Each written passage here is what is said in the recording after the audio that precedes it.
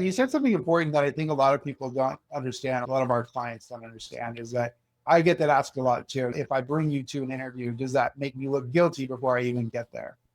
And I say, no, you have to understand the officers. Like they don't, in fact, like what you're saying, like a lawyer, a lot of the times will help prepare everything so that when you get there, you're set. And so it makes it go Yeah. faster. You can help explain things to the client before they get there so they understand what's going to happen.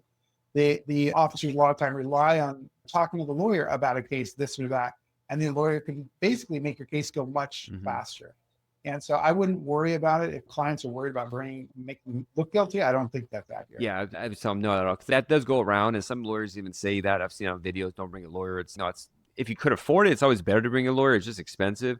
But if I could have a lawyer with me driving next to me in case I get pulled over, it'd be the thing to do. But that's not practical. But you never know with the government; they make mistakes, and people get really nervous, or the officer just does some big mistakes. And I could say, "Oh, let me talk to your supervisor," without feeling as bad as a client would that a government officer is doing this. I went to an interview the other day, and the officer had a standing desk, and then she had a chair that was elevated too. So she was sitting like 3 feet above us, while we are sitting down looking up. And I found it humorous. I'm like, this is so ridiculous. But I see the client's face is freaking out. Like, why is this person sitting 3 feet above me, looking down on me? The officer was really cool too. She was really nice, but I was like, she didn't understand the perception of how that looks like when you just walk to a cubicle and someone's sitting 3 feet above you, like it's a real judge in a courtroom in a 4x4 foot or 6x6 foot proof pass. But so it's good to have the lawyer there just to calm me down first and foremost. That I tell my clients, but he has a lot of money. So if it'll, unless a client like has specific issues or I'm worried about, I'll give him the opportunity to say yes or no if you need me to come. But some of them, I got to come because I know you to go there and just get too nervous or not be able to explain the situation.